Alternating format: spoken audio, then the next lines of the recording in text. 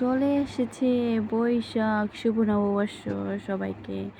আসসালামু আলাইকুম। কেমন আছেন সবাই? আলহামদুলিল্লাহ আমি ভালো আছি। আপনারা সবাই কেমন আছেন? আসলে আমি মনে করি কি, ঘরের ঝগড়া ঝাঁটি যাই হোক না কেন, যতদিন বেঁচে আছি ততদিন যুদ্ধ করে যেতে হবে। জীবন মানেই হচ্ছে যন্ত্রণা, এটা সবার।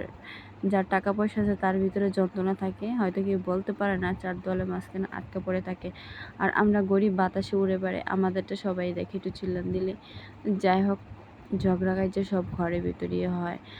আর এই কথাটা কেন বললাম, আমার মনে হলো তার জন্য বললাম। কারণ আমার মনের ভিতরে 24 ঘন্টা এগুলো চলতেই থাকে, কারণ আমি শান্তি কোথাও পাই না।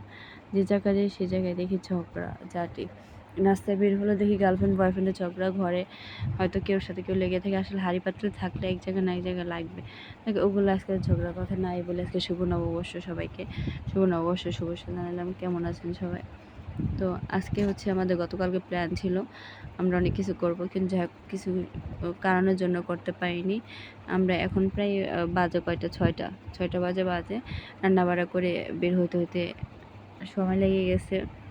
আর হচ্ছে বৃষ্টি ছিল, তুফান হঠাৎ করে আজকে শুভ নববর্ষের দিন কিসের জন্য তুফান নামলো জানলাম না, বুঝি নেই। নেমে গেছে, হয়তো আল্লাহ চাইছে তার জন্য নামছে। এত তুফান, তারপর তারা হচ্ছে দোকান খুলেছে। যাক, আমরা বের হতাম না।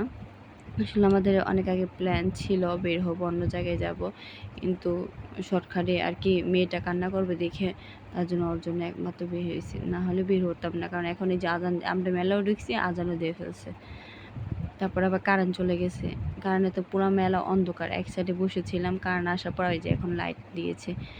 মেলায় না ঢুকতে বিয়ে কত কিছু বায়না করলো দেখলেনই তো। সেই গাড়ি নেবে না, ওইটা নেবে, সেটা নেবে না। আর ওই ছেলেটা তো দাম বাড়াইতে এসেছিলো, দেখতেছে হয়তো মেয়ে কান্না করবো, মাকে নিয়ে দেবে। ভাই কেন তোমরা এত এমন কেন? তোমরা বোঝার চেষ্টা করো, কারোর হাতে টাকা থাকে, কারোর হাতে থাকে না। তোমরা 1 টাকা জিনিস 5 টাকা কেন রাখো? দেখো যে বাচ্চারা কান্নাকাটি করে, তোমাকে মানে এই লোকগুলোর আমি এখন না তখনও বলছি, ওর সাথে মনেক্ষণ তর্কাতর্কি করছি। যাই হোক, মেয়ে এটা নেবে না ওটা নেবে, যাই হোক ওরা একটা নিয়ে দিয়েছি, আবার নেবে। মানে ও মানে হচ্ছে ওর ঘরে খেলনার অভাব নেই, মানে বাচ্চা পোলাপাইন তো, মানে বেশি আদরের তো, তার জন্য কিছু বলা যায় না, বলার আগে কান্না করে দেয়। তো ওখান থেকে বের হয়ে বোঝা সোজা নিয়ে আসছি, অন্য জায়গায় গেছিলাম, একই অবস্থা। এখানে আবার যাওয়ার কথা বলতেছে আম্মু খাবো এগুলা। তো এগুলো কয়েকটা চিপ, মনে হয় কয়েকটা পাপড়ি, কি একটা জিনিস, তা আমিও কখনো খাইনি এগুলা। তো এগুলো জাদুর মতন। তো বললো আইস, আর আমি ভাবছি গরম। এইবার ওনারা খাচ্ছিল আর ও বলতেছে ও খাবে খাবে। তো কী করবো দেখি মুখ দিয়ে ধোঁয়া বেরোতেছে। তারপর আমিও নিলাম 3-4টা চিপ, মাত্র 50টা টাকা।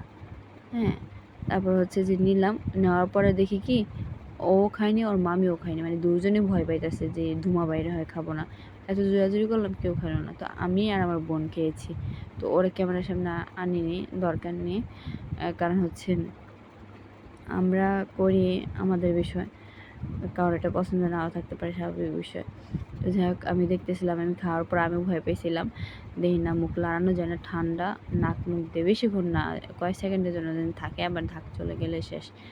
যাক, এগুলো খেয়ে টাকা বিল দিয়ে এখানে আমরা ছবি তুলবো কীভাবে, একটা ছবি ভালোভাবে তুলতে পারিনি, জানি লাইটের আলোতে কতক্ষণ কারেন্ট যে অন্ধকার হয়ে যায়, আর ভয়ানক অবস্থা। মেয়েরও আছে, ছেলেরও আছে, কিন্তু কিছু কিছু ফটকা টাইপের লোক আছে, যে ছেলেরা আছে যে হচ্ছে আমার থেকে ছোটো বয়সে বা ছোটো ভাইয়ের মতন। ওরা মানে কিছু কিছু লোক আছে যে গিয়ে মেলায় গিয়ে বসে থাকে শুধু শুধু মেয়েদের ডিস্টার্ব করার জন্য। কাজকর্ম নাই তো বাবার হোটেলে খেয়ে, মার হোটেলে ঘুরে, আর হচ্ছে দাদার হোটেলে বাইক নিয়ে ঘোরাফেরা করে। যে আমাদের তো হচ্ছে ওগুলা শুনে লাভ নেই, কিন্তু আর কি বল।